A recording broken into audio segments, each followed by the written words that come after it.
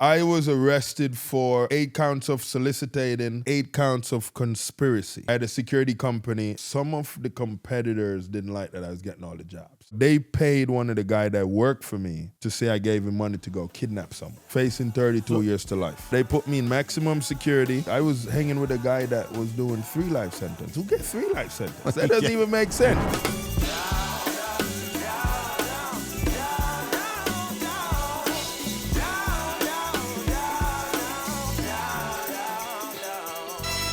Yo, it's your boy, it's Phil Wham Bam Benamino. It's another Wham Bam Wednesday, baby. The show about ordinary people who have done extraordinary things.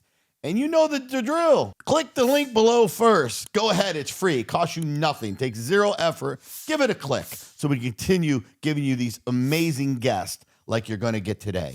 Today is going to make you crazy. That's right. I got Jamaican in the house. We talking a little about adversity. If you're somebody, which I'm sure you are, who's gone through some tough struggles in your life, well, maybe not as tough as this guy right here. Today, we got guest who's had some adversity, which we can talk about, went to jail, wasn't supposed to, was in jail unexpectedly for something he did not do. And he's here to talk about it. He's also an author. He's also a developer. He's an entrepreneur. He's done a game. He's got a video game out there that we're going to talk about.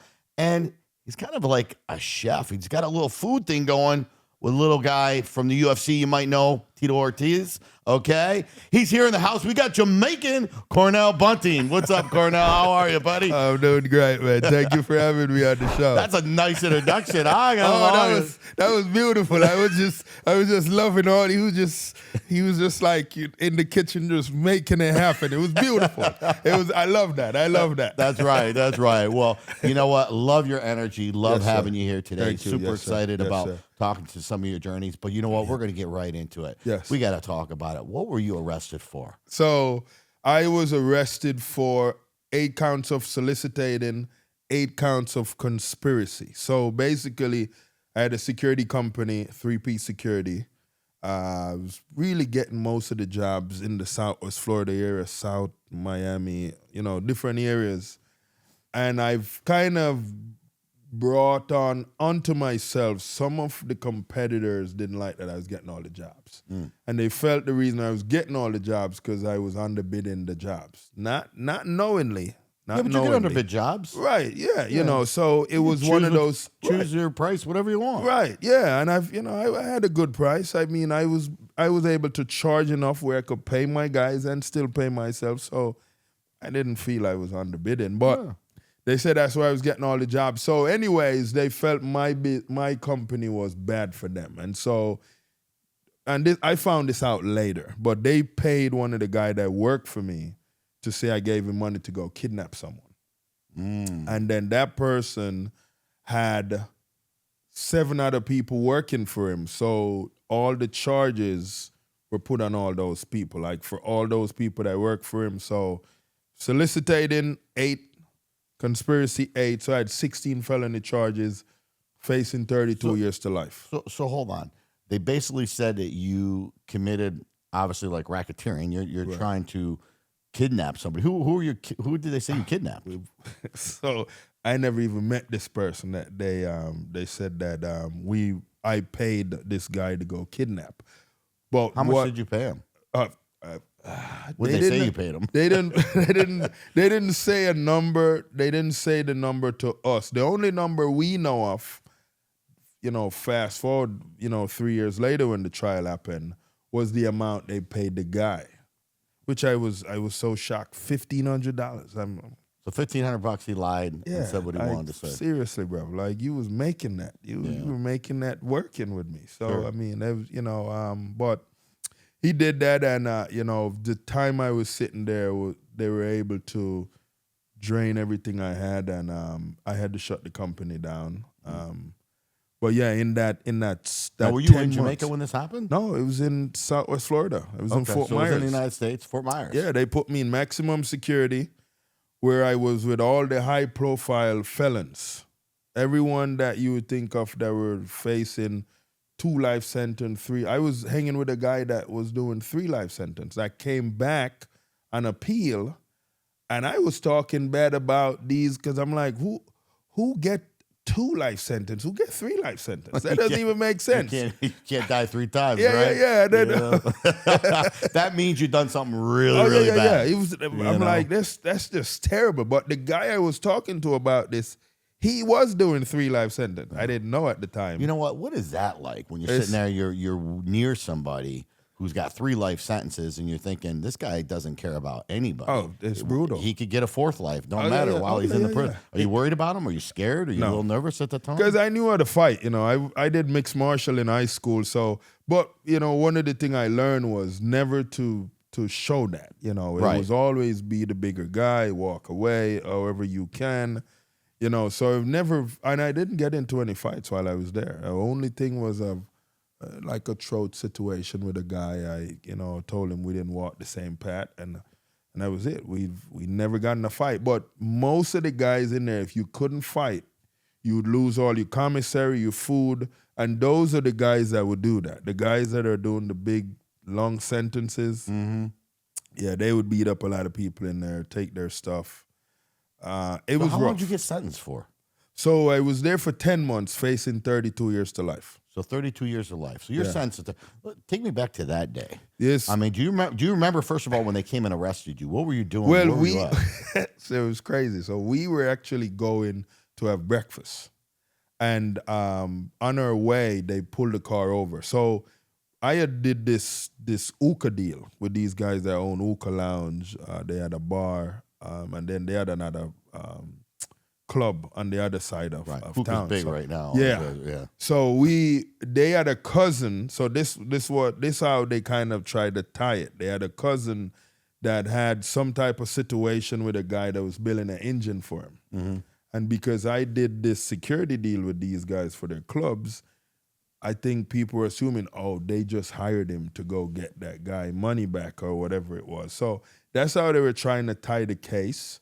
But in that time, one of my guys, I wanted him to work at that venue. The same guy that they paid to say I went to go kidnap people or whatever. Mm-hmm. But this guy, I was trying to convince them, like, yo, it's a good guy, man. You can hire him for your facility, you know. And so we were going for breakfast. They pulled us over. First, we were speeding. Then the guy's license wasn't good. Then something happened that they need to know. They need to take us in for questioning. That was really how that day was unfolding. And so they put me in a room. But they knew who you were at the time. You know, I don't know if all the guys knew who I was. Okay. But, you know, when they brung me in, I was sitting in a room, and the guy came in and he was saying a lot of stuff. And it's like I tuned out what was going on because I was so lost with, like, I'm so confused with what was happening at the time. Sure. So I wasn't saying anything. And, you know, I was just sitting there, and the guy was just going, and I said, you know, at some point, if you could just get me a lawyer, that would be great. Mm. That was it. That's all I said. But they let me sit in that room for a long time. Right. And then they brought me to the jail where I would have first appearance. And so they arrested you right there. Oh, yeah. So you're done right there. You got family, kids, and stuff at the time? I had my 3 boys at the time. I was a single dad. You know, it was 3 days to my birthday. How old were your boys at the time? My boys were fairly little, man. I think like 6 and 8. Damn. And then they're home alone. They're waiting for dad to come home. You're not showing up. Not showing up, man. That was a rough time because, you know, I remember back like when I was in there, I was thinking back on days when my boys wanted me to spend time with them, and I would be so busy trying to write a contract, I wouldn't give them that time. And, you know, so all of that stuff was rushing back, you know, because I had all these time now where I wouldn't see them. Mm. But, you know, once we got settled in, I was able to see them on a TV screen on a Friday. We would talk on the phone for, I think they gave me like 30 minutes or somewhere there where I could talk with the boys. And, you know, every time. What was your emotions like then, man? Oh, it was terrible, man. I mean, you seem like a pretty solid guy, but you got a good mind, but they had to break you down some, man. Oh, yeah, it did. Well, what I realized I had to do, I had to create a version of myself that could fit in to what that population was in there. And that was literally how I survived. One of the good things that happened, the media. What happened first? What happened first? Walking in, like you've seen these people. What is it like? Seriously, like a lot of people wonder. You see the movies, you see certain things, but you really don't know until you experience something like that. Like, unfortunately, I've experienced a few of those things too back in the day. That weren't good because I got also accused of certain things with my ex when I was fighting for custody of my daughter. Said that I held a gun to her head and was going to commit murder with her. That was during the O.J. Simpson time. I don't know if you remember that. At that time, they locked you up before they asked you questions. So I spent some day, but I never got sentenced. You're actually sentenced now. It was what is like? You go to court and you lose, and you're innocent. Right. Well, so what they did, they because they had to make their case, and so they put me in maximum security. So I'm in this maximum security jail with all these convicted guys that came back on appeal. Because some of these guys are trying to take a life sentence off. Sure. Yes. One life sentence off. Yes. Is that worth fighting? You know what I'm saying? When you get 3 life sentences, I'm going to fight to take one of them off. Because you're still there for 2 lives. Right. That doesn't make much sense. You know what I mean? Right? I tell you, the things that these guys, it's a crazy world in there. Just understand, like, the guys that didn't know how to fight, they had to deal with all the guys that bully them and take their stuff from them. So they just walk over and grab their food, grab their stuff? Grab their stuff. Like, we have one day a week where you get real food. 1 day a week where you get some chicken. Real food? Oh, yeah. The other days, I don't know what those are. Like, I don't know what it is. Like, I can't even describe it. There was one time they said, like dog food and stuff? Oh, it was, I don't even know if dog would eat some of that stuff. Oh, it was rough. Even the eggs, they said not the whole egg is real. It's like we mix it with some other stuff to make up for you guys to all get a plate, of what that could look like. Even the drinks that they made was something that would keep your menu down. Like, I don't know. It was confusing, the food. And so for me, do they drug the people? Do they drug you guys? Drug the inmates to keep them? Yeah, they put drugs in the drinks. In the liquid. Thought about that. Yeah. Just to kind of keep you settled or relaxed. Right, because the guys that come back from prison, they don't have as much security around them. So their mentality is they rape a lot of those other dudes in there. Because we had a guy that you see that happen? No. But we had a guy in my cell that it happened to, and he Does that told offend us. you? Because you're a good-looking guy. Where you're like, shit, man, nobody wants to rape me. Yeah. Come What's on, wrong? right? But the media had painted this bad picture about me that the guys assume I was a dangerous guy. So I didn't have the issues. You played with that. them. You played that. I did. Role. I played that role. I didn't talk. I just tried to fit in, and they were stealing commissary and giving it to me when I first got there. Trying to be friends. Oh yeah, because they gave me a nickname, Dread.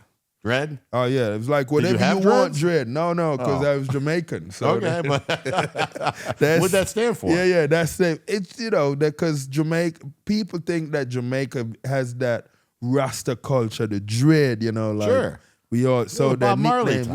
So that's the nickname we get automatic. Drug lord. Yeah, Dread. Like Dread.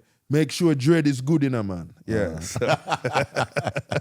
So you were okay with that. So you kind of played that line. Oh yeah. I played that, and it kept you safe. Yeah, I didn't get into any altercation. I had one old guy came in, and he found out, that I was the guy, and he said, whatever you need, man, just make sure no one do nothing to me. And I told him don't mess with him, and no one messed with him. And he was still every now and then he texts me like, man, I'm so grateful that you were there. He's still in?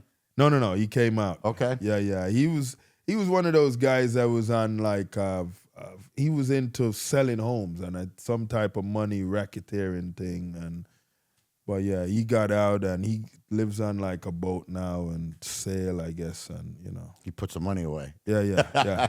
So he figured what he needed to do. Right. But yeah, we went through some stuff because some of the guys there, they had that mentality from prison where they would look at a woman and create a relationship. And I saw guys doing the whole jerk off stuff, man. Like, dude, what are you doing? But It was real. Like these They're dudes. there for this 2 was- lives. they- Three lives. Some of these people. That's their world. That's all they got. Yeah. The one kid, he told me, he said when he got there, they put 2 honey buns on his bed, and he thought they were very genuine and welcoming him. And so he was excited. He was like, these guys are so amazing, and he ate the honey buns without even asking any question. Right. And then he said 3 guys came and got him later that evening and said, the boss man is excited that you decided to become his wife. He couldn't do nothing. He said Don't eat the honey buns because then you become a honey. Is that what you were saying? Woo! Shoot. Glad I didn't eat nothing when I was there. Shoot.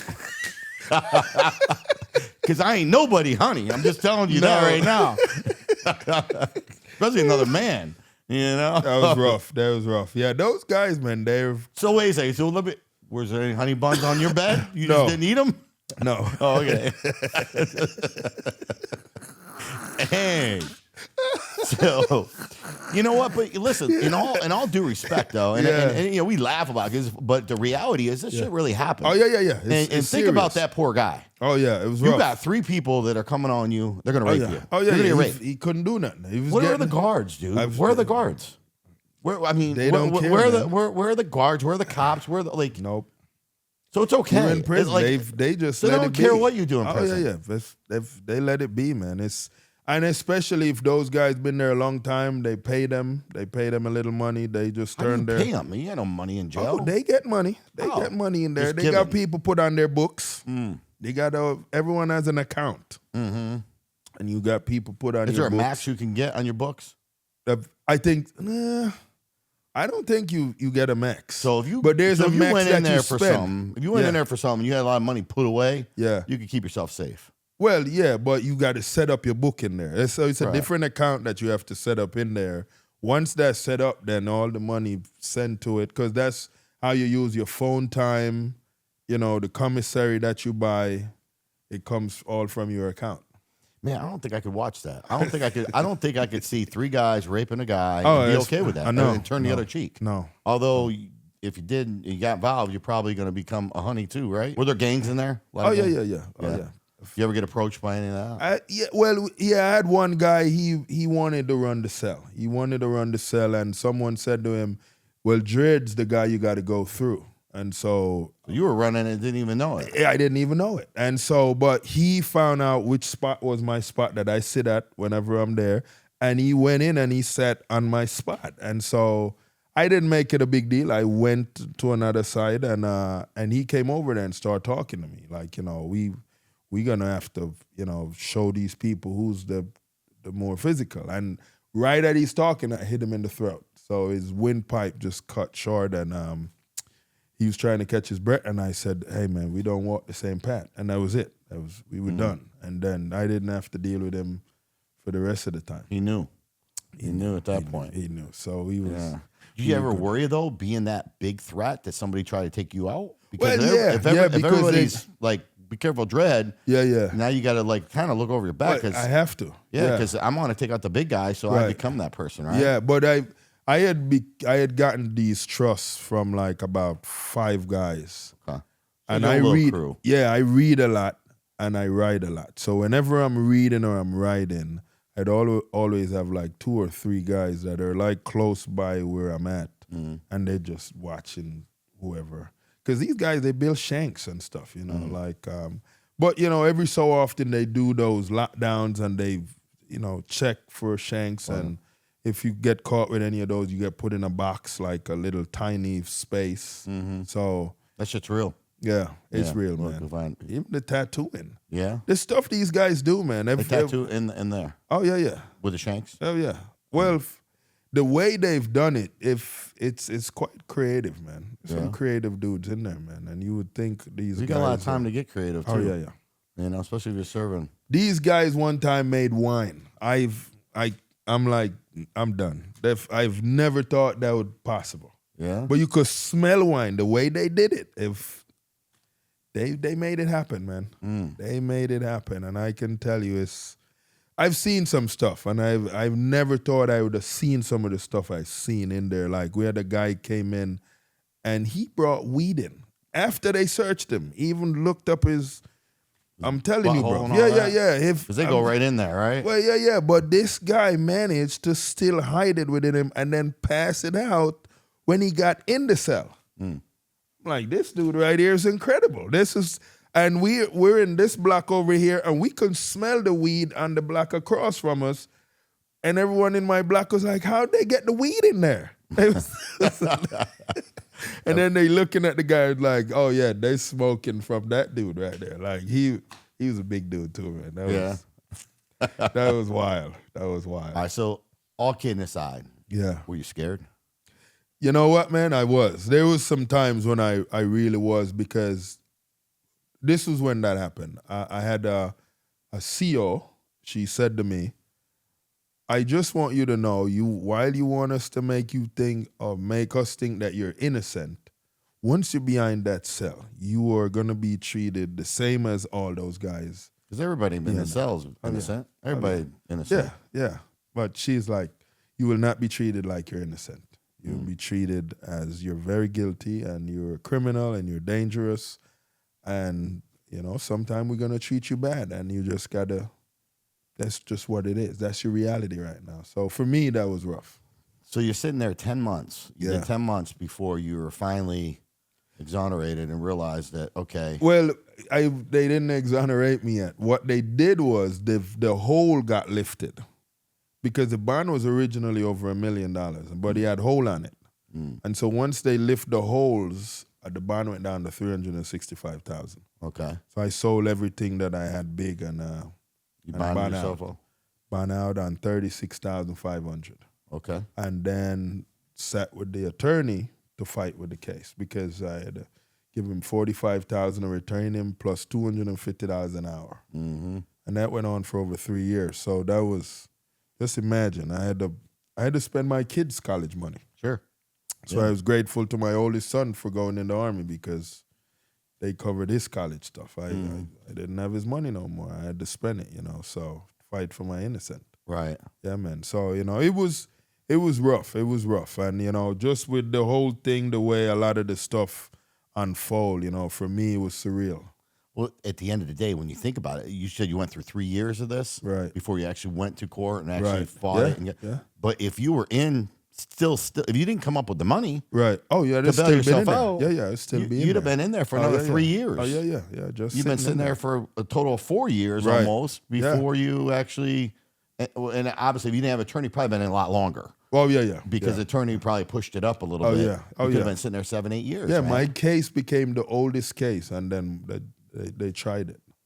How do we fix the system, man? The system's messed up. I don't know if we'd be able to fix the system. I think because it's such a money business, between the attorneys, what they make.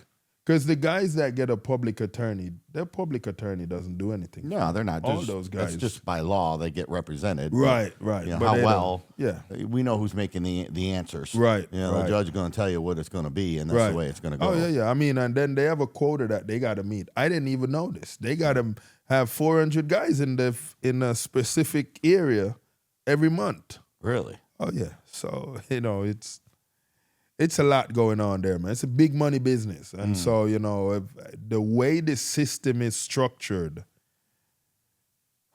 if they were to undo it, there's a lot of undoing, and I think people that are making big money on that probably won't allow that to happen. So, I think that's something that is, you just got to try to walk of.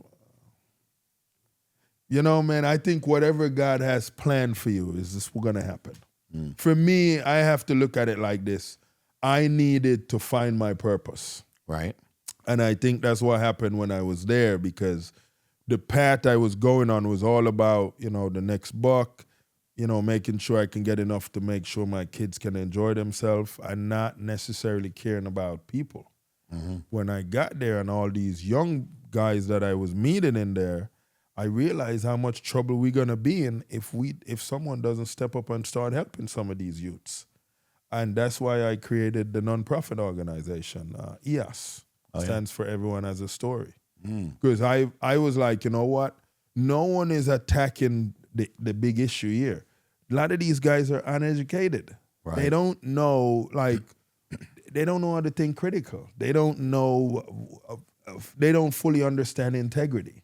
You know, Right. these different things, the morals. And so I'm like, you know what? I need to put myself in a position where I can help strengthen the mindset of these youths to help them make better decisions.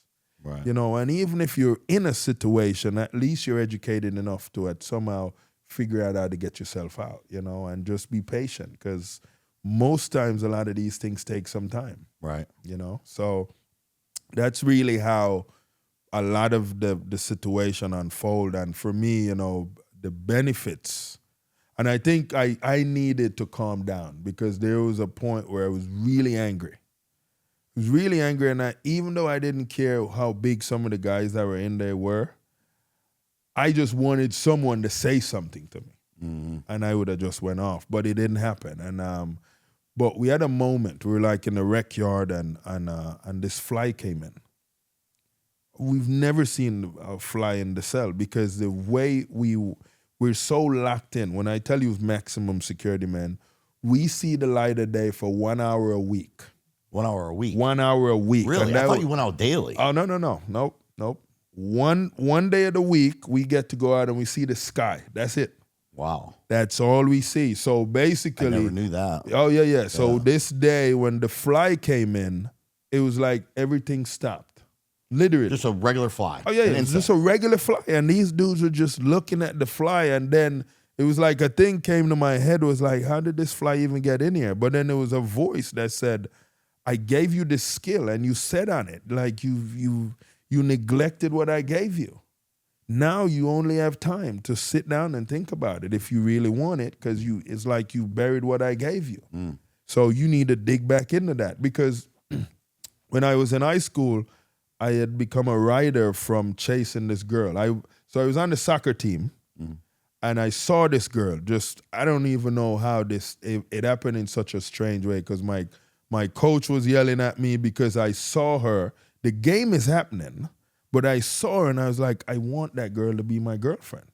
And for some reason, I was trying to walk off the field while the game is going on to tell her, hey, we need to hang out. And my coach was like, You were in a daze. Yeah. He's like, what are you doing? And then he was like, if you don't score in the next 3 minutes, I'm taking you out the game. Oh, put it on. Yeah. So it was serious. But then Did you score? I did. All right. I did score, yeah.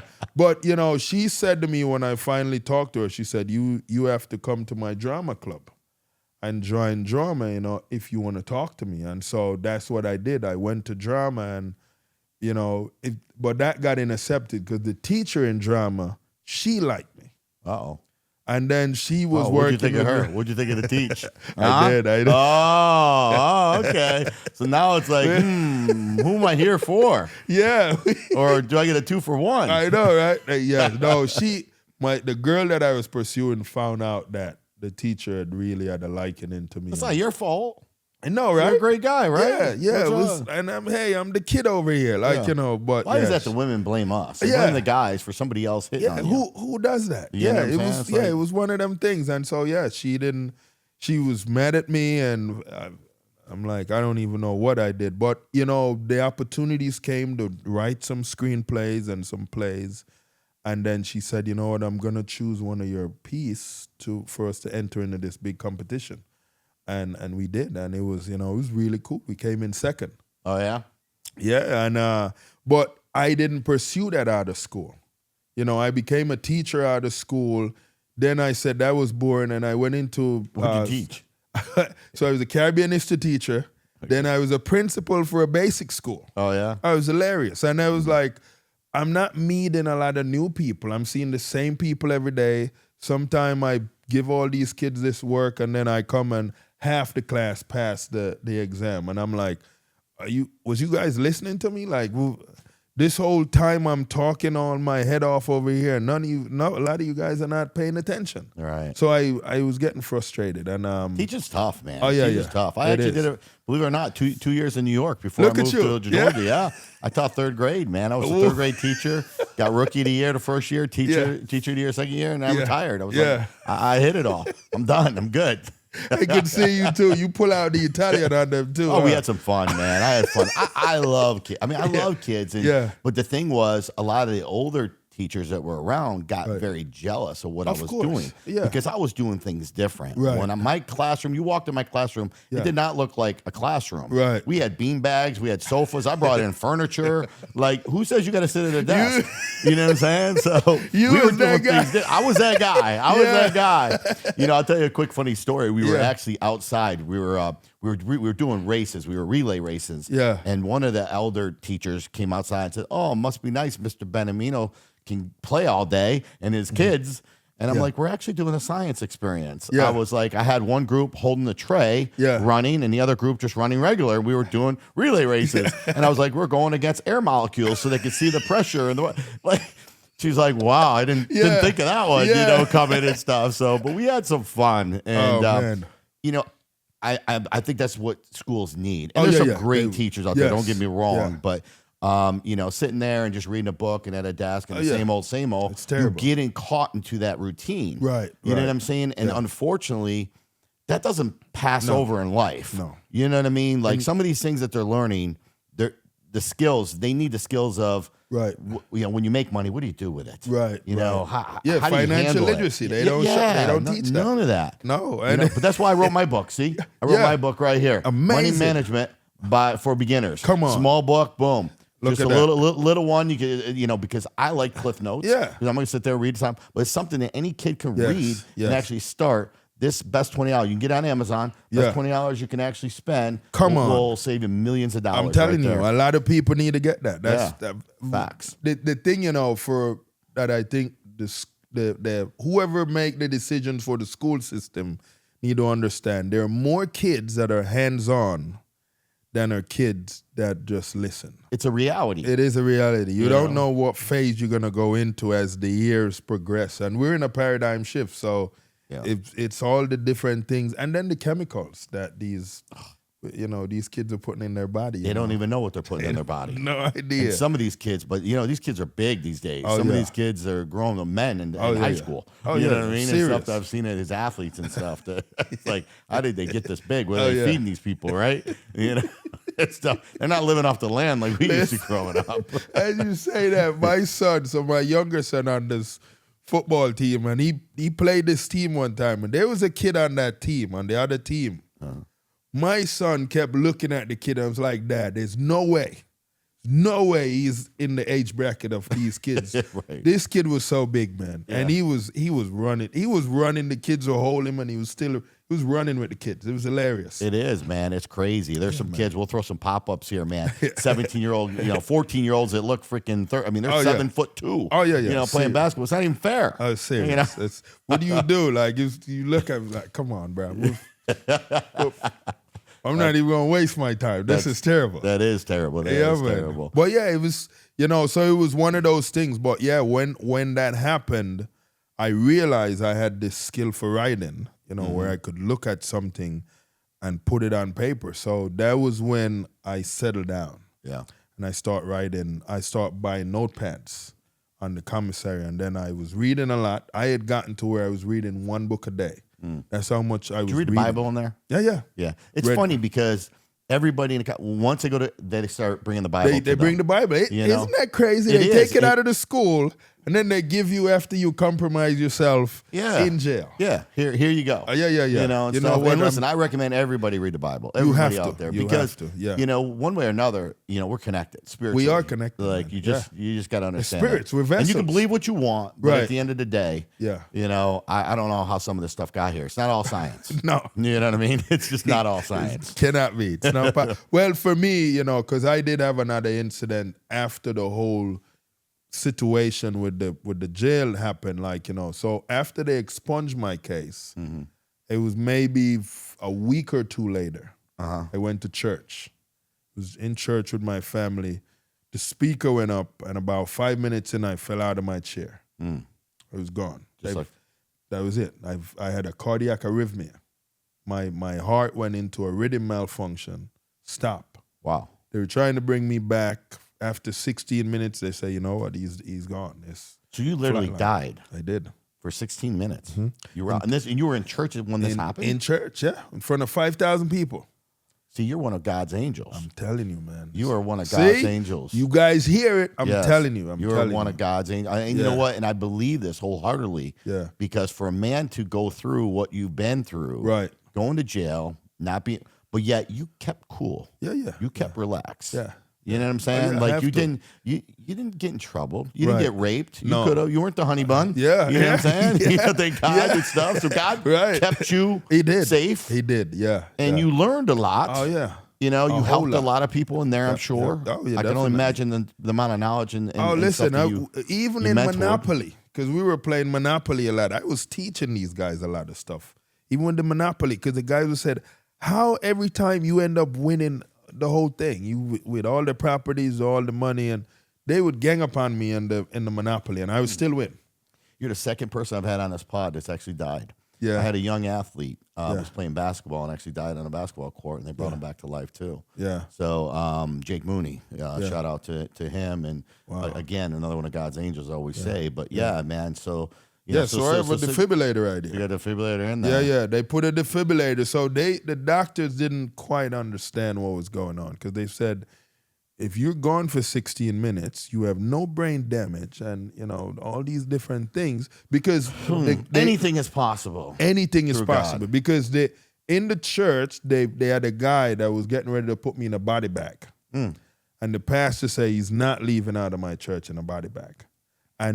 And this is on the 16 minutes. Who told you all this? Because obviously you weren't. Well, and now the church, they even have it on the website, Next Level Church. Really? Yeah. They we have can see it there? Yeah. You go on Next Level Church and they have like a clip pull where that up, bro. I wanna see that. me and the pastor on the stage, and he's talking about, when the situation happened, and he's talking about it, on the 16 minute when, they're arguing about this, and then I came back. Wow. Hi, I'm Phil Benamino, CEO and founder of Cost Plus Processing, the company that provides financial services to your business. We provide things such as POS systems, ATM machines, and check services. One of the biggest things that we strive ourselves here at Cost Plus Processing is our customer service. We are an A+ rated with the BBB with customer service, and we're proud to say we're here in the United States with all of our customer service agents. Our objective is to actually teach you and educate you about the costs that you're currently paying and show you ways where you can eliminate those costs that you no longer have to pay. One of the biggest programs that are out there today is our dual pricing program, where you actually can offer your customers now a choice of how they want to pay. Do they want to pay with cash or do they want to pay with card? And if they pay with card, it actually helps you to absorb the card fees, so you no longer have to pay the fees like you've done for many, many years. Cost Plus Processing aligns ourselves with some of the top POS companies out there in the industry today. For example, we have perfected the car dealership industry, and our dedicated team are equipped to manage a variety of online payment forms and financing options that merchants require in this advanced ecosystem of payments. If you have a restaurant, we are proud to be able to manage the ongoing difficulties that arise from this fast-paced industry, and you're looking for pay at the table, where customers can easily swipe their cards, tap their cards, and make their payments with tip, and also have a choice of how they want to pay, we have the solutions for you here at Cost Plus. We want to help other small business owners make their dreams come true by providing the best financial support. From barbershops to liquor stores, having the ability to take payments scheduled online and make calculating tip sharing an easy task only helps business owners put more attention and money into what really matters the most. Also, Cost Plus Processing is on the front end of AI. We can also provide you kiosks for your business, so customers can walk over to the kiosk and order anything that they want. Likewise, if you're having problem getting employees in the kitchen to work, we can also provide you robots that will actually deliver your food straight to the customer. I want to thank you for the time that you took to learn a little bit about Cost Plus Processing, and most importantly, why we are the future of merchant processing. So I had an out of body experience, and I can tell you. Man, let's talk about that. Yeah, hold on. I'm getting comfy now. Let's talk about that. I want to hear about this. I got to tell you, that 16 minute felt like about 3 days, man. Yeah. Just leaving, because what happened, I saw myself on the ground. You did. I saw myself, and I saw them like ripping my shirt, trying to, put the paddles on. Well, they put it on to hit the chest. Nothing is happening. So you're watching this happen. Oh yeah, I'm watching this happen. I always wonder, like, so you can kind of spiritually, you're kind of overlooking and seeing. Well, actually, I was standing. I was literally standing like towards the back of the room, looking at myself where they had me there, and they had like made room, everyone cleared the area where I was at. And so I'm running to myself and I'm trying to say, hey, I'm fine. I'm good. And then I fell through myself. And then it was dark. Everything was dark. And then I got in a room. This was the crazy part. I was in a room and it was like I was sitting with the guy talking, but he was more like in front of me. But his head never came together. It never came. It was distorted. And he was telling me on, this journey I'm on as the author, like there's things I could accomplish, and I needed to give him a number. I could not figure out what that number was to save my life. So the next option was to give him one of my youngest. And I said, I can't give you my youngest. But when I said the but, because I was thinking about, take my mom. I know this is terrible, guys. Please don't judge me at this. But in this time when this was happening, I wanted to say to him to take my mom, but I didn't get to that. It didn't come out. It was like, but you knew what you were gonna say, right? Yeah. But it's like I got a hit in my chest, and then when I got a hit in my chest, I was falling. And as I'm falling, I'm angry. I'm like, well, this is it? It's like, and it's like a voice said, you're gonna let go and let me take control. And in that time, I said, fine, like in a rebel way, fine. And then that's when I came back. Wow. That's when I came back. And that's like a synopsis, guys, because there's a whole lot of other stuff that happened. But, just to give... yeah, but, let's break it down, because, I mean, it's very, I'd like to say it's refreshing to hear this. Yeah. Because, you talk about afterlife, if there's afterlife, right. But knowing that you've had an out-of-body experience where you were 16 minutes, a long time. Oh, yeah, yeah. It wasn't like a couple minutes and brought you back to life. Right, I mean, so that's, a lot can happen in 16 minutes. A whole lot. And I plunged for 3 minutes and it feels like a day, waiting to get out, and stuff. So I can only imagine 16 minutes a long time. But were you ever concerned, like when you said you saw a black, it was dark? Yeah, yeah. Did you think you were going down? This is the devil? Well, that was the thing. I felt like I was interacting. I had got an interaction with the devil at one point, and I didn't take his offer. So there's stuff that I left out, but tell us, bring it up. Let's go, because I'm sure I want to know. Yeah, he threw me a 9-figure amount that he said, if you give me this number, if you can tell me this number, you will get this 9-figure amount, and all you need to do is you take that number and you multiply it by itself 3 times. And it comes out to the amount that they were that he was offering. What was the amount? Do you remember that? I want to say it was somewhere around 423 million or somewhere in there. It was a big number. It was a big 9-figure number. Then the number was all 6s. It was 3 6s. Sure. And when you multiply it by itself 3 times, you get that big number. That big number. So he had given me that big number, and he said, just tell him the number. But he didn't give me no hint, like, the ballpark is in or nothing. And I really wanted to give him the number. I tried, but I've failed at the attempts that I did. And then he said, you have another option. You can give me your youngest. And at the time, I had 3 boys, my youngest son. I love my son, Right. I was like, I can't do that, man. I love my son, but then the rest of that didn't happen. But he talked about me becoming an author, the success I could get from that, and it was a lot of stuff. It was. Are you concerned, man? Are you concerned now that when you do die, you might be going to the wrong direction? You're having this conversation with the devil, right? I try to be my best version of myself in my everyday life, Absolutely. So, and I don't jealous of people that have what I don't have, and even if I see something I want and I can't have it, I'm excited for those people, and so I've conditioned my mind to where I don't put myself in a situation where I want to do bad to someone. And so, and I try to help people, I feel I'm walking in my purpose, but there is those times when I said, I don't know what that interaction could look like, because you got to be strong. And for people that don't necessarily understand what this look like, because it can be scary. We do live in a world where we have spirits around us, and we have spirits that protect us. Mm-hmm. You know, and we have good spirits that protect us from these other spirits that want to hurt us, or almost. But free will allow us to do all these other things, and sometimes some of those things we do compromise us. Right. And then those spirits can come in and attack and, you know, put us in those situations. So I think for me, that was some of those moments where I have a strong spirit that is because I'm fighting. Even now, man, I'm telling you, I'm fighting for my life, because in January this year, you know, at my job, I won't mention my job name, but their elevators went down. And I was bringing bags up the stairs, and I did too much. My heart overexerted, and so the defibrillator they put in, thank God, kicked in. And when it kicked in, it knocked me unconscious. So the people thought I died again. Oh, wow. And so I had to go back to the hospital. They did a upgrade to the ICU, and then they put me on 4 more medication pills to help the heart heal.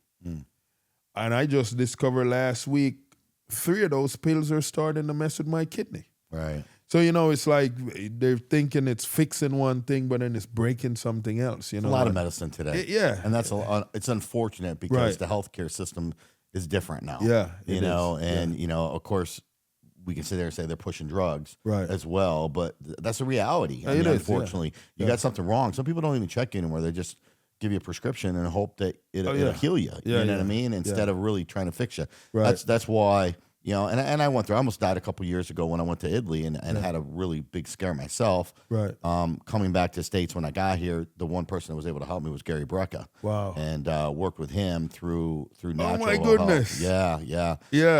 You know, I owe a lot to that man, because he took a gene sample, he did a sample, he did my blood work, and he figured out what I was missing. And he figured out how he could correct some of the things that were wrong. You know, in a natural way. Oh my goodness. You want to hear something crazy? So one of the brother in my group that I meet with every Tuesday is very close friends with Gary Brecka. Yeah, me too. So that's amazing, because they said, listen, man, I think the next step is you need to sit down with Gary. Yeah. But the meeting haven't happened yet. So this is crazy that you brought it. We can make it happen. Oh, so my goodness. That would be amazing, man. That would be amazing. But I mean, because it actually will tell you, you know, it tells you what your body's like. We're all different. Oh, yeah. You know what I'm saying? But, you know, at the end of the day, we're all made of molecules and energy. Right. You know? So, so what, you know, if you're putting a pill in you and a drug in you, it's going to affect you. So how is it affecting you? Right. Who knows? So I believe science is important. Yeah. And he's proven that to me. That's amazing, type of thing. Man. So, yeah. The human with human... Yes, ultimate human. The He's ultimate human. That's right. That's right. So listen, this is a divine thing right there. I think that's a guy that I need to sit down with next. Yeah, absolutely, man. Figure this out. Yeah, this would be amazing. But yeah, man, the journey has been it for me. I don't, even though like I have a lot going on where I could be, you know, homeless, whatever that is, I'm still fighting through it, because I have potential with a lot of the stuff that I've put out. But I see where, you know, whatever that is, that I didn't accept whatever offer it was or whatever. And I struggle with some of my products that I put out, you know, whether it's my books, you know, even the video game that's out now, like close to 4 months. You know, let's talk about that for a second. But before I do want to get an answer that I didn't get to. Yeah. Is when you got expunged and stuff, and you were finally proven innocent. Right. Did you get any money? Nope. For being in jail for 10 months and all the money you spent and everything you went through? Got nothing. You didn't get compensated anything. Nope. This is how bad it was. I fully broke. I had $20 in my account. And the young lady I was with at the time, she would give me an allowance for $20 a week, you know, that I can, because she had a consulting job, so she would always be gone. But I didn't even let that bother me. I was able to write more. So I've written over 50 books now, because I was not working for so long. Right. And then Applebee's gave me an opportunity. Okay. And because when I came out, I had child support had mount up on me. if the kid's mom had managed to fabricate a story and they gave her money. Well, at that time you're in jail. You can't Right. take care of your kids. Yeah. So I could see how that didn't, how that Right. would affect you. Yeah. So that accumulated over 10 grand, and Applebee's gave me a job, and I was able to make some tips and pay that bill. But I'm still trying to get back. You know, I'm still trying to get back now, and you know, How long have you been out? So that was 2015 was when 2014 I got out of jail. 2015 the trial was done, and then 2016 they expunged the stuff from my name. Gotcha. So You had a clean slate, but they gave you nothing for doing gave that. me nothing, No attorneys ever said you guys can't sue them for putting you through that? I mean, you got to have a lot of yeah, mental. but what they did was they kind of made a light threat. They said, you know, we wouldn't want your client to be getting pulled over unnecessary. You know, it's one of those things where, like, tell your client, like, consider not pursuing. They make you sign off on something? I become did free? I did sign up. I can't even remember what they had me sign off on, but I did You sign were off. just happy on about something. being free at that Oh yeah, point. yeah. I just want. I mean, to be with my kids. realistically, there's no amount of money that can save for your life, right? Right. You know, you're either behind bars or not. Right. And I think people would say, yeah, I'd spend every dollar I had to get out and start over again, right? So That's, you know, and then the reality now is, like, and I feel like there's something going on. There's dots that I might have not connected fully yet, but I think once all them dots are connected, I'm gonna be that guy. That you know, that guy that's a force to reckon with. That's really making an impact. You know, because I crave impacts. You know, like helping some of these youth not make bad decisions. Because I said to people, you have all these people that work hard, you know, they've generated a certain amount and they want to enjoy themselves, their life. But then they're enjoying themselves in front of these guys that is not as educated, and they see all of that stuff and they get jealous, you know, and then next thing you know, they're thinking, how could I rob this person? And then sometime a little thought of going to rob someone could turn into them hurting that person, you know, and so it's so or hurting much, the wrong person, right? You know, it's so much that can happen, and I'm like, what if we had a world where 60% of these guys actually know another way instead of making those bad choices, you know? And so for me, that was the thing, you know, like, okay, how could I help, you know? And for me, I hope that, you know, even with the games that I've created, they get out where they generated enough that will allow me to do as much with my nonprofit, you know. So let's talk about the entrepreneurship, because since you've been out, yes, you've been doing a lot of things. You're writing books. You got some books that are out there. What is your top seller right now, would you say people need to go buy right now? The top book is Escaping a Life Sentence. Escaping a Life Sentence. Yeah, that was number one for... Is that on Amazon? Yeah, that's on Amazon. Yeah, it's on Amazon. Okay. All the books are on We'll Amazon. throw the link up so that people know. So that's a red book, and that talks about when I died. And it talked about when I was in jail facing 32 years to life. So it's, and then there's a sequel. There's another one, which was another number one, but it was a shorter number one. It was like number one for 2 weeks. Gotcha. Escaping a Life Sentence was number one for like 60-something days. And then the audiobook came out, and then it went back to number one. You make some money off of that? I did. I think I made like about 60 grand. I mean, nice. You know. Congrats on that. Yeah. So that helped you? Yeah, that helped me. Did that really start your entrepreneurship once you got out? Yeah. To say, hey, listen, I'm going to use this as a tool to... Right. Yeah, but smart. But my attorney came the other day. She was yelling at me. She said, you're killing yourself. You can't carry this organization on your back. Because we weren't getting donations. I was, you know, whatever little I had, I would put some there. I put a little bit in pushing one of my work. Yeah.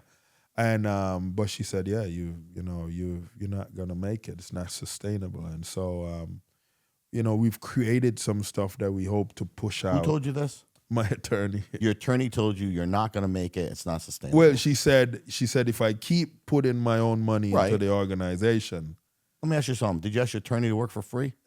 Right. Okay, I bet you she charged you for that information. Of course. You know what I'm saying? Like, who are you to tell me? You know, if you really believe that, how about you work for me for free then? Help me out. Yeah. You know what I'm saying? Like, What the heck? I know, right? Yeah. Okay. It might be time to get another attorney that believes in the Oh, same my things you goodness. do. Yeah. So, there's, those different Sounds things. like a great organization. Thank you. You know Thank what I'm you. saying? So, Yeah. so tell me a little about the organization itself. I mean, what it stands for, obviously. So ER stands for Everyone Has a Story. Yeah, which is true. And that's kind of funny how our podcast got started because it's about ordinary people who've done extraordinary things. It's like, and that was one of the things I focus on. Everybody has a story, man. Right. Oh, you know, definitely. you don't have to be famous to be on this podcast. No. You don't have to have done so.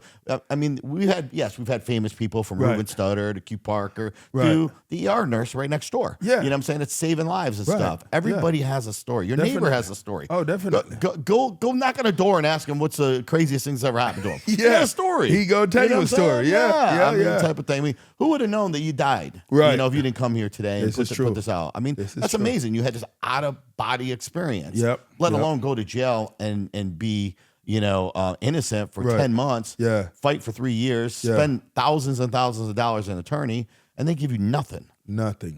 So you're on a true start over. And look at you. You put out a book. You make some money. And then you're doing these videos. Talk about these video games. You're producing. How'd you get into this? So some of the books that I wrote, the storylines were so compelling that I said, I want to turn this into a video game concept. So like, I have an action book that it's a novel called Cornells the Journeyman.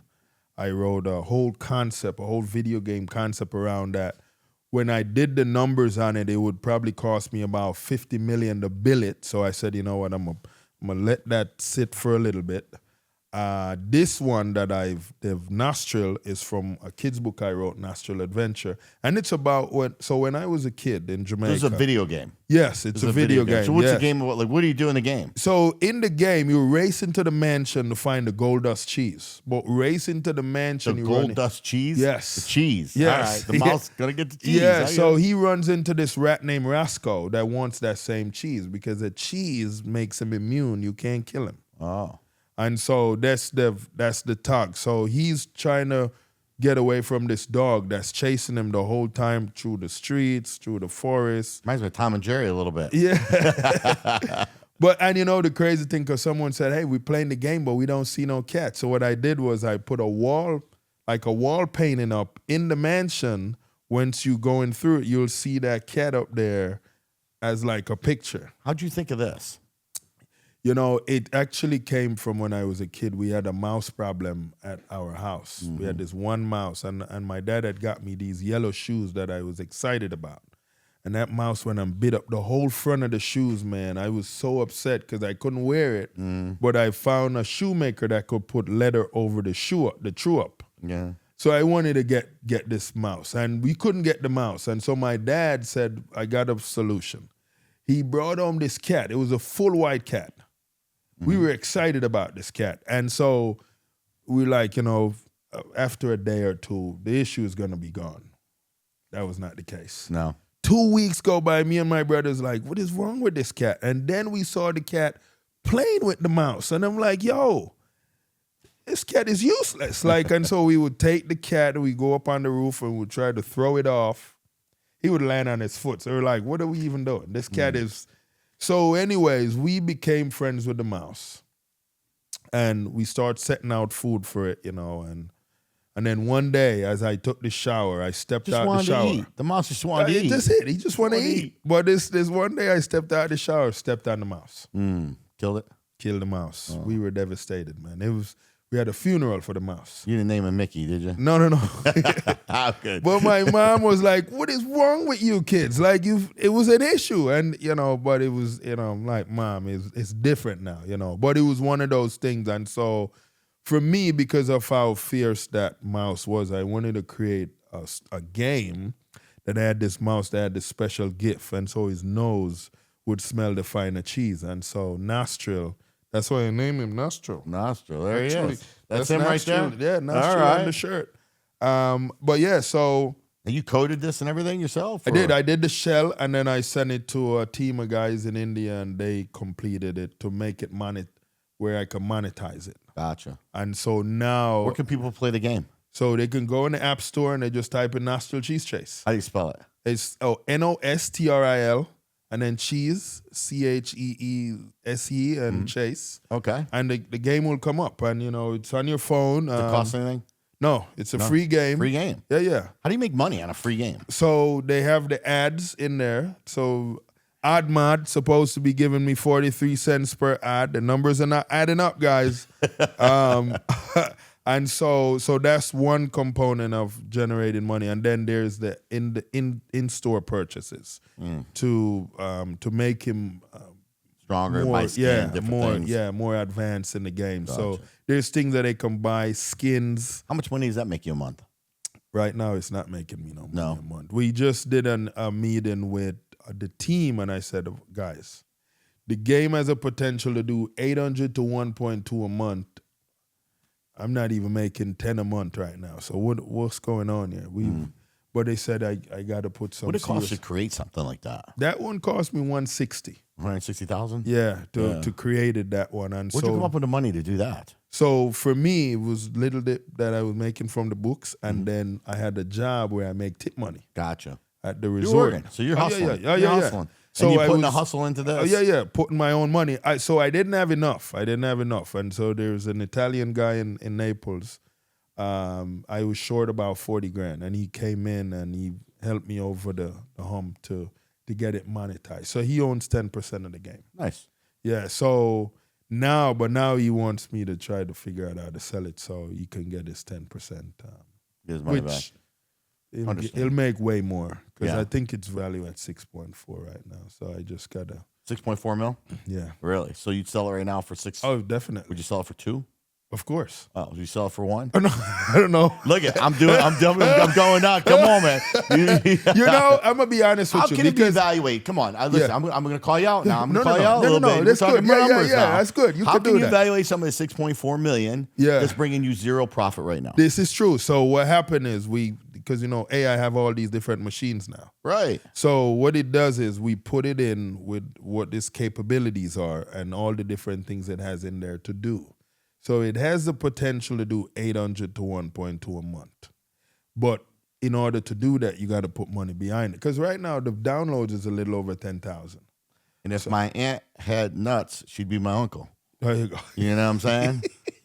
So, I mean, that's just the reality. It is the reality. Yeah. It's not what you can, like, you still got to get the people to. So what are we doing to market that? Like, how are you scaling it? That's the bread. So right now, the market, there's one company said they'll charge me about $5,000 a month, and I give them 3 months to push it where they can get about 500,000 downloads on it. Yeah. They said if I could get 90,000 out of that 500,000 that's playing it to just interact with the in-store purchase, the skins, then I can meet that number. So how many people have downloaded it already? Little over 10,000. So you got 10,000 people playing it. Right. How did those 10,000 get to it? Well, I've, between my social medias. Just friends, social media and everything? Social media, telling people to tell their friends. So you need to just put it out there. It's a free game. Is it fun? You play it? It's fun. Yeah. Okay. I played. I'm second place on the leaderboard. I'm second place. I'm actually second place and third place on the leaderboard. Who's first place? That's the question. So the guy, one of the guys. Is it an AI robot? No. It's actually one of the developer. Oh, yeah. Because I told him. Oh, he knows all the codes. Yeah. I said, you guys knows need where to all play. the hidden spots are to get the cheese. Well, yeah, and then you have to maximize all the power-ups, the shield. Yeah. So the shield, you only get 5 seconds, but you can power it all the way up to 50 seconds. Yeah. And if you have that much seconds, you can run through stuff. Why don't you do a tournament, man? Why don't you do a tournament? I want to. Everybody there, give a prize. Yeah. Throw out $1,000 to the winner. Do a promo or something like that. Help me do a tournament. Do a tournament, man. I would love that. You get everybody to freaking apply and the leader. Yeah. Of course, the developer can't play. No. He's eliminated. Yeah. You're eliminated. You can't play. That wouldn't be fair. No. But yeah, I think I'm open to anything that could get me moving this game in a direction where I can at some point sell it to allow me to put out one of my other games. Yeah. Because I have some other games that have way bigger potential than what this has. I got to check this game out. I would love that. I would love that. Yeah, I would love check that. the game out and play. He found it. Look at that. Look at that. My goodness. What do you think? We download that. Pretty easy to find, Rock? Yeah. Yeah. So you think kids would play that game? You think people play that game? Adults, everything. Yeah. Yeah. If you think about you're playing it right now. Look at you. Yeah. Look at that. It's amazing. Oh, that's. But cool. yeah, you think a Temple Run Subway Surfer, it's kind of similar to those, and it has another tier. It's another tier of the game that I didn't put out yet because I would have to give these guys another $60,000 to put that out. But I said, hey, let me collect the 60 first. Yeah, let me get the numbers up more, and then we put out this other version of the game that because it can be very competitive. Well, the problem is there's so many games out there today. There is, yeah. And let's be honest, with AI can create them. You can go in there and create things left and right now, so it's making things a lot harder and a lot difficult. Yeah, I can't scroll on my phone without a game popping up. Right. You know what I mean? Yeah, So most of them casinos and different things like that. Right. But realistically, but people do play them. Oh yeah, people do play them, which is the shitty part about what's happening to America, I think, because more and more people are spending time on their phones and less time on working on themselves. Yes, you know what I'm saying? So therefore, they could be a better version of themselves versus, I made the leaderboard. You know what I'm saying? Like, I don't want to make the leaderboard. Right. I want to be the leader. You want to be the leader. You know what I'm saying? It's like, I don't want to watch this stuff happen. I want to be that person to make things happen. Yeah. You know, type of thing. That's crazy. So that's where the beautiful thing about the organization is. We create these soft skill learning programs. Yeah. And we try to teach them on, critical thinking, all these different things that you can, you never really tap into in school. Mm-hmm. And then that's another area that, for the organization, financially now we realize we need funding again here to make this better. Like even trying to do a faceless YouTube channel because I wrote these mini kids stories that I said, you know what, I'm not going to put What's a faceless YouTube channel? It's like you make cartoon channels, you make cartoon videos. All AI videos. Yeah. You make these videos, and so because I've created. So I can be Superman or somebody. Yeah. Somebody goofy. But you make enough of them where you. I think put people it do out. that now. That's a catfish. Yeah, they're putting on photos of somebody else. Go. Yeah, there's a face, it just ain't theirs. Right, you know what I'm saying? Yeah, but that's where it is going right now. I think some of those big guys right now that make a lot of money on YouTube, that's what they done. So I don't know how I'm not making money on YouTube, but I'm trying to figure it out. YouTube's people, tough, man. It takes time. It takes a lot of time. Yeah, and if you're in it for the money, you better find another way. So that was the thing, we weren't, and that's everyone now that talked to us. They said, "Dude, you got all these contents. Like, what are you doing?" Yeah. I said, well, I didn't do it for like that. I just did it to put my story out, because at the time I'm just thinking on who can I help these youths, and how can I help more communities not do what they do. Because when I tell you, man, I was in this one community of MLK in Fort Myers, and these guys, it was a family that we had worked with, and the family had just gotten like $5,000 in their tax return or whatever. The guy took the money and go put Blade's door on the car that they had. The car probably didn't value more than maybe $800 or whatever it was. But I'm like, what? Crazy. Who does that? So this the mindset, of a lot of they're gone, man. And speaking of mindset, let's talk. How did you get intertwined with Tito Ortiz? Tell us a little bit about that journey and what's going on with that whole. You got a show coming up, right? Yeah. I got a cooking show coming up. Cooking show. So can you cook? Jamaicans can cook. Oh yeah, we could cook. I learned how to cook at a young age when my dad found out my mom was teaching me to cook. My mom got in trouble with him, but it's good. It's good, So, but the event. So what we do with the organization, we have this series called Yes Series. It stands for Youth Empowerment Series. And we do a culinary event where we pick 3 executive chefs, and each of those chefs get 4 kids to follow them in the kitchen, show them how to make an appetizer, a main course, and dessert. And so what comes from that, every piece that they're finished prepping, they would bring to these judges, and the judges would point them.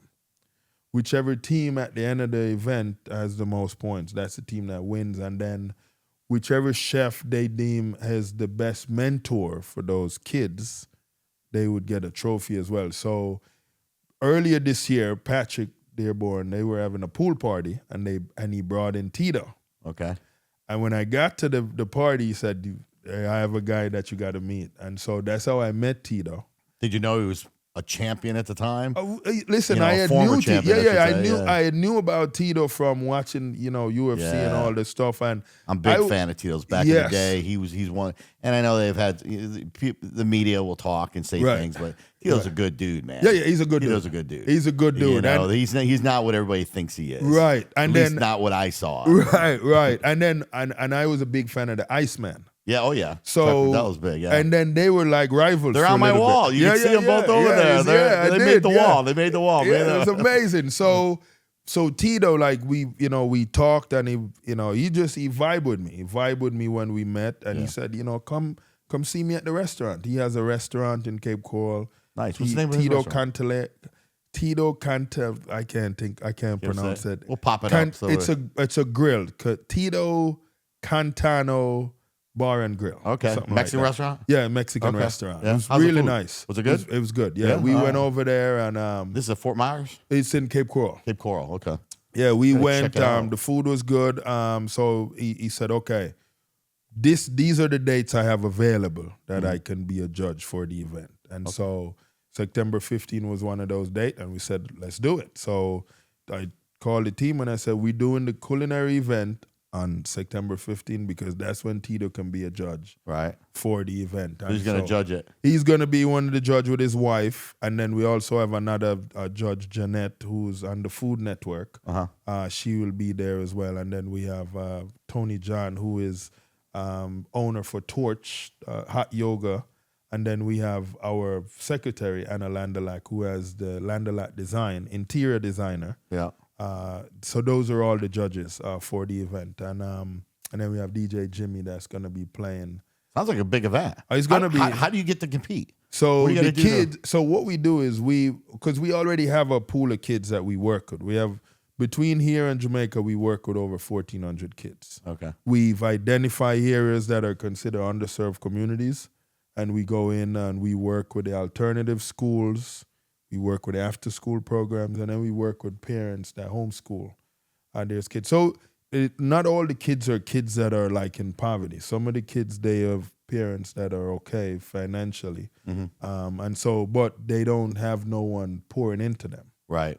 And so those kids, they get an opportunity. So we have a very diverse group of kids that is going to be in the competition. Gotcha. How many will be there, you think? 12. So there's 12 kids that's in the competition. Probably be another 30 kids. Yeah. We had Black Horse.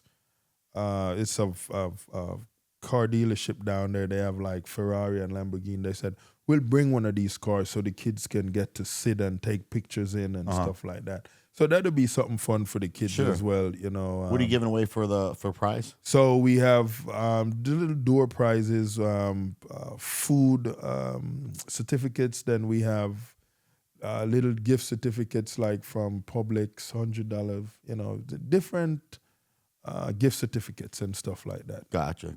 Here we have like a barbershop that gave us a bunch of gift certificate for haircuts and stuff, and spa, and there's a few different door prizes. And the Diamond District gave us a $2,500 gift certificate for someone to come and shop. For a diamond. So get the show. For a diamond? Yeah. You ain't get a diamond for $2,500. Shoot, they want you to spend $10,000. What kind of you won't be able to see that diamond. You got to be an infant for $2,500. Let's just call it for real. Well, at least they get $2,500. They get a credit towards it. Yeah. Oh man. Yeah. So that's all right. So listen, this is what Wham Ass Podcast is going to do. Okay. Number one, we're going to give the winner. We're going to give him a book. Come on. And then we're going to also give them $1,000 cash. Oh, my goodness. Cash. Oh, my goodness. They can spend it wherever they want. Hopefully, they'll read the book. Hopefully, they will read the book. Yes. Okay? Yes. And they'll apply that $1,000 to this and put in some funds where that $1,000 will grow into $1 million. Hey, you guys That's are welcome. what we're going to do. This is amazing. Okay? Thank you. That's what we're going to do. We want to give back, and we love good people. Yeah. You're definitely a good person. You're definitely one of God's child for sure. Thank you. A guy that's been through heartache. I can't believe they didn't give you anything for being in jail, serving your time. Yeah. Almost dead, having out, but still trying to fight out there and help others. when you're struggling yourself. I know, So, I know. You know what? It's I'm the not least we giving can up. do. We Yeah. love good people. $1,000 cash. Oh, You don't my have to go to a place to spend. I'm not gonna make you Right. spend 10 grand with me to get the $1,000. Yeah. We're gonna give you $1,000 cash. Oh, my Okay, goodness. spend it the way you want, and I'm gonna give you a book. Yeah. So I'm gonna give you $1,020 because you got to order that on Amazon. Oh, listen, I can't even give one. So My it doesn't say- secretary is going to be ecstatic. Yeah. She's going to be just screaming at the phone. Consider that done. So Yeah. September 15th. Yes. Yeah. Mark that on our calendar. Mark that on our calendar. Yes. Who we might even fly down there and give it to you guys. Listen, in hand. that would be I'll such... check my schedule. We can make that happen. We'll come down there. And that would be physically so hand it to dope. them. That would be so dope. yeah. That would be so dope. right. Now if it's okay with you, I would love to Sure. just throw the Wham Bam show on the flyer. Absolutely, Just you can so, throw that. Absolutely. Oh my goodness, that would be so Absolutely. cool. Absolutely. Oh, I would love that. I would love that. You're welcome, guys. I know, and they're watching. But yeah, it's so that's the only event we're doing in America, and then the next event is in December in Jamaica. Awesome. We do Christmas of Hope, where we give each kid a brand new toy. Oh yeah, that's great. Because we have these communities where these kids, all they're used to is hand-me-downs. Right. I mean, I grew up on hand-me-downs. That's so, right. you know, I remember getting beaten one time for someone that came from America and asked me and my brothers, what did we want for Christmas? And we were naming all these toys, Superman, you know, Tarzan, all the different. And listen, after they left, my mom beat us for doing that. Like right. she felt embarrassed. Sure, And, of course. you know, it was one of those things. So for us now, bringing a brand new toy for each of these kids, we understand what that looks good. like. So, Well, Cornell, anything before we close you want to say to the viewers real quick? listen, check me out, Cornell Bunting. Any platform you guys go, but also check out my nonprofit organization. Everyone has a story where we help to create self-reliance and a growth mindset for disadvantaged youths. And right now, we're just looking for any help we get, whether it's volunteering. We welcome any type of donation. And I just want to say to you guys, I am grateful for whatever time you take out of your time to spend on getting to understand and getting to know who I am. And you're awesome. Well, there you have it, folks. You heard it from Cornell yourself. Listen, man, go out there, follow this man, check him out. He's done some amazing things in just a short amount of time that he's been out of the jail. Yeah. And that's right. He was in the jail, not doing anything that put him in there. Right. He was a victim. He was somebody that was innocent and spent thousands of dollars to prove that and got nothing from that. Yeah. So you know what? It just goes to show there is a God. Yeah. If you believe in God and you continue to believe in yourself, anything is possible. And as your boy Wham Bam always says, if your life was a movie, would it be worth watching? And if the answer is no, stop being ordinary and start being extraordinary. Till next Wednesday, baby. Stay positive and keep testing negative. Yeah. And I'm out.